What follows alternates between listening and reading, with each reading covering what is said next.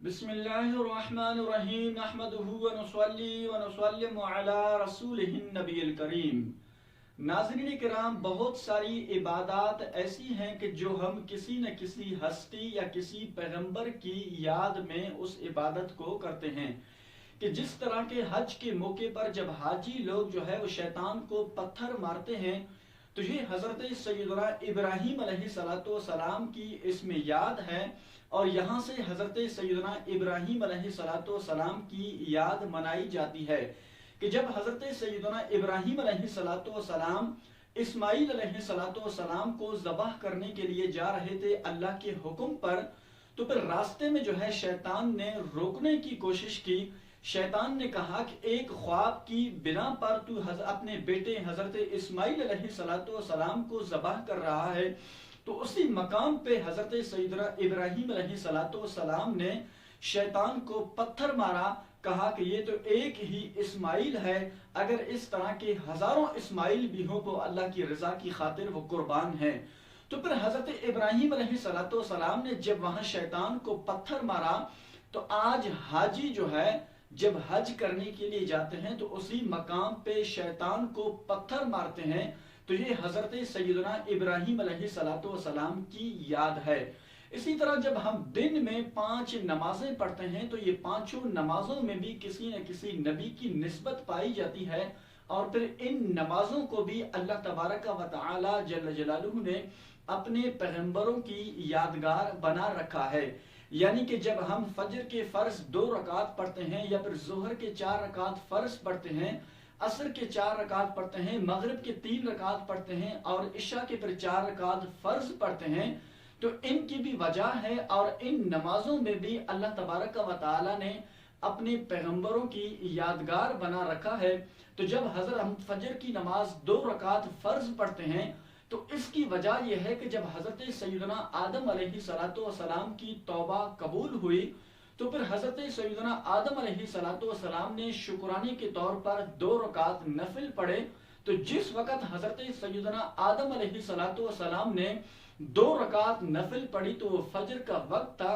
तो फिर अल्लाह तबारक व तआला जल्ल जलालुहु ने उन 2 रकातों को आदम अलैहिस्सलाम की यादगार बनाकर इस उम्मत मोहम्मदिया के लिए नमाज फजर को करार दिया, और फिर इस उम्मत पर 2 रकात फजर को फर्ज करार दिया। इसी तरह पर जो जोहर की नमाज हम पढ़ते हैं, जब हजरत सैयदना इब्राहीम अलैहिस्सलाम के यहाँ हजरत इसहाक अलैहिस्सलाम की विलादत हुई, तो फिर वो जोहर का वक्त था। और उस वक्त हजरत इब्राहीम अलैहिस्सलाम ने शुक्राने के तौर पर 4 रकात नफिल पढ़े। तो फिर अल्लाह तबारक व तआला जल्ल जलालुहु ने हजरत सैयदना इब्राहीम अलैहिस्सलाम की याद में उन 4 रकात नफिल को जो है इस उम्मत मोहम्मदी पर नमाज जोहर करार दिया, और इस उम्मती मोहम्मदी पर जो है 4 रकात नमाज जोहर फर्ज करार दी गई। इसी तरह पर नमाज असर जो है, जब हजरत सैयदना उज़ैर अलैहिस्सलाम 100 साल बाद जिंदा हुए, तो फिर असर के वक्त हजरत सैयदना उज़ैर अलैहिस्सलाम ने इस शुक्राने के तौर पर 4 रकात नफिल पढ़े।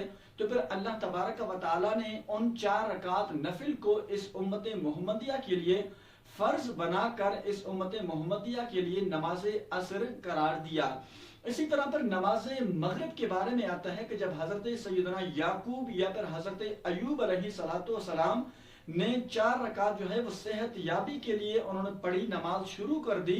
3 रकात के लिए बैठे और चौथी रकात के लिए जब खड़े हो रहे थे, तो फिर कमजोरी की वजह से, अलालत की वजह से खड़े ना हो सके, 3 रकात ही पढ़कर सलाम फेर दिया। तो अल्लाह तबारक व तआला ने मगरिब की 3 रकात जो फर्ज हैं इस उम्मत मोहम्मदिया पर 3 रकात फर्ज करार दिया।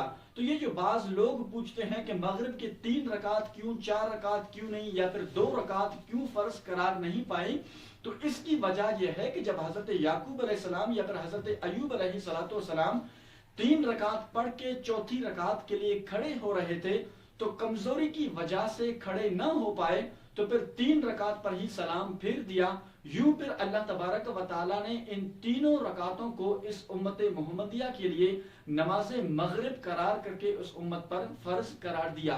اسی طرح پر نماز عشاء کے بارے میں آتا ہے کہ جب حضرت سیدنا یونس علیہ السلام مچھلی کے پیٹ سے 40 دن بعد زندہ نکل آئے، تو اس شکرانے کے طور پر حضرت سیدنا یونس علیہ السلام نے 4 رکعت پڑھے، تو اللہ تبارک و تعالی جل جلالہ نے ان 4 رکعت نفل کو اس امت محمدیہ کے لیے نماز عشاء قرار دیا۔ تو یوں جو ہے ان نمازوں کو اللہ تبارک و تعالی نے اپنے نبیوں کی یادگار بنا رکھا ہے۔ ہر ایک نماز میں کسی نہ کسی ہستی، کسی نہ کسی نبی کی یاد منائی جاتی ہے۔ تو افضل جو عبادت ہے نماز ہے، ان نمازوں کو بھی اللہ تبارک و تعالی نے اپنے نبیوں کی نسبت کے بغیر نہیں چھوڑا۔ تو جو سب سے افضل عبادت ہے نماز ہے، تو ان نمازوں میں بھی نبیوں کی یاد منائی جاتی ہے۔ اگر کسی اور عبادت میں کسی نبی کی یاد منائی جائے تو اس میں بھی کوئی حرج نہیں ہے، اور اس میں بھی اعتراض نہیں ہونا چاہیے، چاہے وہ صفا و مروہ کے درمیان دوڑ ہو، یا پھر جو ہے وہ حضرت سیدنا ابراہیم علیہ السلام کی یاد میں جو ہے وہاں پر شیطان کو پتھر مارتے ہیں۔ آج حاجی جو ہے حج کے موقع پر، تو وہ بھی حضرت ابراہیم علیہ السلام کی یاد منائی جاتی ہے۔ اور اسی طرح پر دن میں ہم جو 5 وقت نماز پڑھتے ہیں، ان نمازوں کو بھی اللہ تبارک و تعالی نے اپنے نبیوں کی یادگار بنا رکھا ہے، اور ان نمازوں میں بھی اپنے پیغمبروں کی نسبت کے بغیر نہیں چھوڑا۔ اللہ کریم جل جلالہ کی پاک بارگاہ میں دعا ہے کہ مالک کریم ہم سب کو 5 وقت باجماعت نماز پڑھنے کی توفیق عطا فرمائے۔ وآخر دعوانا ان الحمد للہ رب العالمین۔